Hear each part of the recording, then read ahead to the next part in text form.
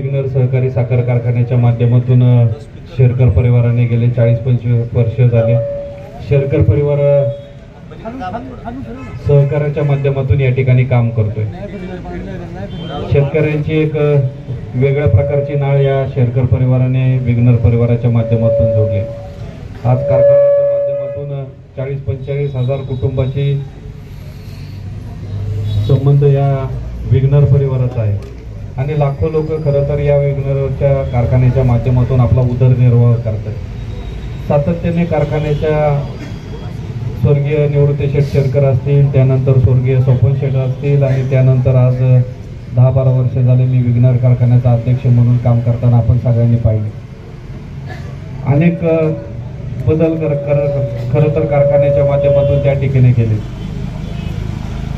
35 वर्षापूर्वीचा कारखाना 5000 गाळप क्षमता असलेला आज 7-7.5 हजार गाळप क्षमतेवर नेऊन ठेवला। अनेक पुरस्कारांनी कारखान्याला सन्मानित करण्यात आले आणि या जुन्नर तालुक्यात फक्त शेतकरी केंद्रबिंदू समजून अनेक वेळेला तुम्ही पाहिला असेल का शेतकऱ्यांच्या बाबतीतले प्रश्न मांडायचं काम सातत्याने केलेलं आहे। मग त्यामध्ये पाण्याची आंदोलन असो, कांद्याचे बाजारभाव असो, या जुन्नर तालुक्यात नैसर्गिक आपत्ती आल्यानंतर विघ्नर कारखाना कायम त्या ठिकाणी या जुन्नर तालुक्याच्या तमाम मायबाप जनतेच्या मागे सातत्याने उभा राहिलेला आहे।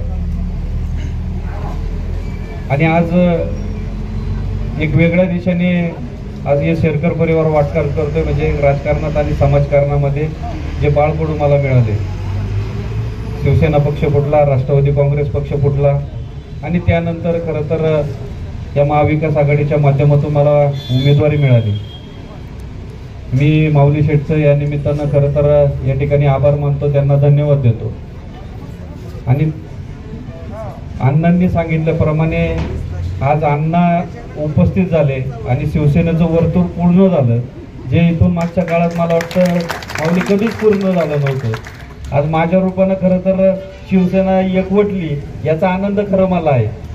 आणि अनेक लोक बोलतात, आता ते काय बोलले त्याच्यावर जायचं नाही, पण माझा जन्म पण मला असं वाटतं का शिवसेनेच्या सतरंजीवर झालाय, बरोबर आहे ना अण्णा? कारण मला आठवतंय का स्वर्गीय स्वपन शेठ शेरकर हे शिरोली गावामध्ये शिवसेनेचे शाखा प्रमुख होते आणि ते घरामध्ये एक सतरंजी होती, म्हणजे ते सतरंजीवरती शिरोली बुद्रुक शिवसेना शाखा शिरोली बुद्रुक शाखा क्रमांक 29 हा आकडा सुद्धा माझ्या लक्षात आहे। अशा सतरंजीवर मी अनेक दिवस खेळत होतो, म्हणजे त्या शिवसेनेचा सतरंजीव खेळणारा माणूस मी आहे। आणि शिवसेनेबरोबर कायम खरं तर एक नातं जवळचं राहिलेलं आहे, कायम शिवसेनेच्या लोकांमध्ये मी राहिलेलो आहे, कायम शिवसेनेच्या नेत्यांबरोबर राहिलेलो आहे आणि त्यामुळं हे नातं टिकवायचं काम आज ज्या पद्धतीने केलंय तसंच उद्याच्या काळामध्ये त्याच पद्धतीने राहणार आहे। अधिकचं झुकतं माप हे कायम शिवसेनेला आणणार राहणार आहे, याची तुम्ही काळजी करू नका। जुन्नर तालुक्यातला तुम्ही मगाशी पाण्याचा प्रश्न मांडला, खरं तर एक 3-4 वर्षापूर्वी मी प्रस्ताव ठेवला होता तर या जुन्नर तालुक्यामध्ये पाणी जर आपल्याला पाहिजे असेल, आपल्याला जर ठेवायचं असेल तर ती यंत्रणा आमच्या सगळ्या कारखान्याच्या ताब्यात।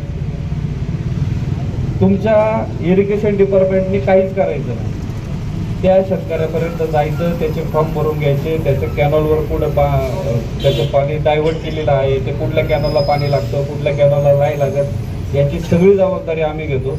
आणि इरिगेशन डिपार्टमेंटला फक्त एकच पाहिजे, त्यांना फक्त पट्टी पाहिजे, त्यांना पैसे पाहिजे, जेवढे पैसे देणार तेवढे ते पाणी आपल्याला घेऊन घेणार। आपला शेतकरी जरा थोडासा कानाडोळा करतो पैसे वाढायला, तो म्हणतो की एका शेतकऱ्यांनी जर पाणीपट्टी भरली असेल तर त्याच्या जीवावरती 10 शेतकरी पाणी मागतात।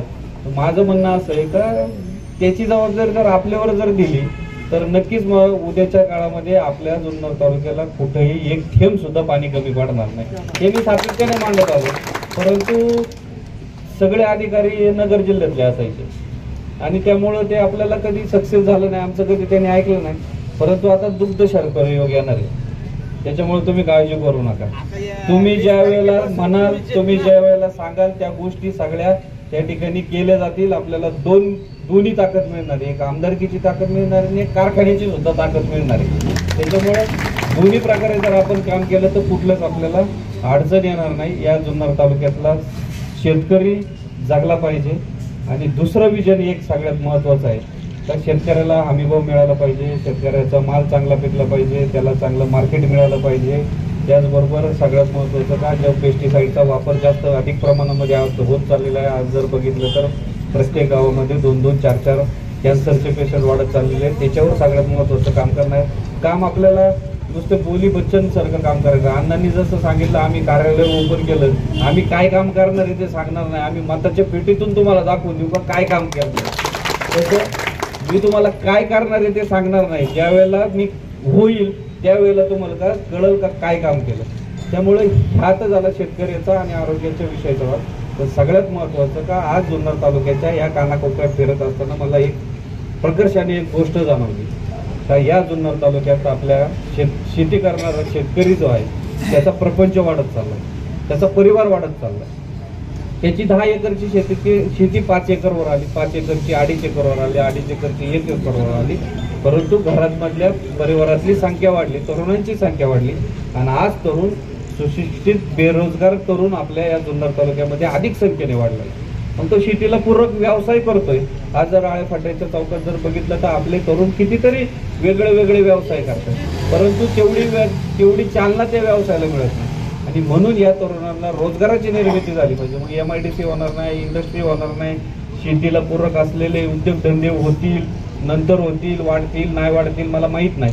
परंतु IT पार्क सारखं क्षेत्र जर आपण निवडलं, खाजगी कंपन्या असू, सरकारी कंपन्या असू, यासाठी जर आपण काहीतरी जर त्याला चालना दिली, त्याचा जर आपण जर अभ्यास केला आणि त्या आणायचा जर प्रयत्न केला, तर मला नक्कीच वाटतं का आपल्या या तालुक्यातील हजारो तरुणांना नोकऱ्या या निमित्ताने या ठिकाणी मिळतील आणि त्या अनुषंगाने अनेक उद्योगधंदे आपल्या ऑटोमॅटिकली त्या ठिकाणी वाढतील. आणि अशा अनेक खरं तर गोष्टी आहेत का ज्या आपण करू शकतो आणि त्या करण्यासाठी आपल्याला या जुन्नर तालुक्यामध्ये वाव आहे. पर्यटनाच्या दृष्टीने आपल्याला रोजगार निर्मिती आपण या निमित्तानं करू शकतो. आणि म्हणजे अन्न, वस्त्र, निवारा याच्या सोडून सुद्धा अनेक गोष्टी आहेत त्याच्याने दळणवळण आपल्याला व्यवस्थित करणं गरजेचं आहे. त्याबरोबर लाईटची व्यवस्था करणं. आता परवा आम्ही आदिवासी भागामध्ये गेलो होतो, माऊलीनं आम्ही होतो की एका वस्तीवर गेलो, त्या आदिवासी महिला आल्या, त्यांच्याकडे दिवाळीमध्ये 4 दिवस लाईट नव्हती. आम्ही ज्या वेळेला गेलो होतो त्यावेळेला मोबाईलवर लाईट लावून ते आमचा सन्मान करत होते. म्हणजे अशी परिस्थिती आजही पण आपल्या आदिवासी भागामध्ये आहे. त्या ठिकाणी या महिला 4-4, 5-5 किलोमीटरवर हंडा घेऊन पायपीट करते.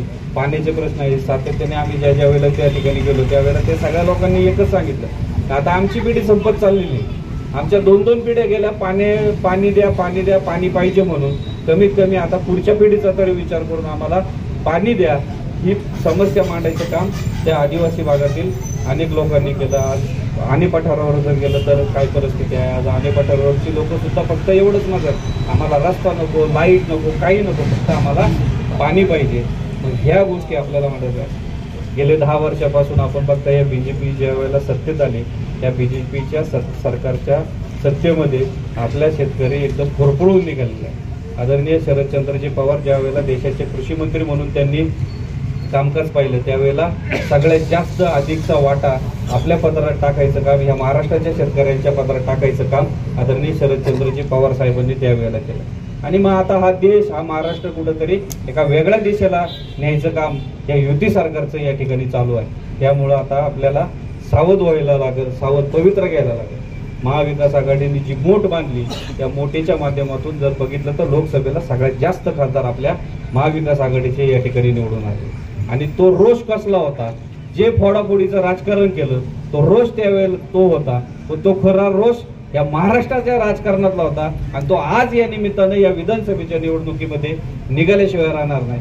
आणि या महाराष्ट्रामध्ये आदरणीय शरदचंद्रजी पवार साहेब, आदरणीय उद्धव साहेब ठाकरे यांच्या विचाराचा मुख्यमंत्री या महाराष्ट्राचा होणार ही काळ्या दगडावरची रेस आहे.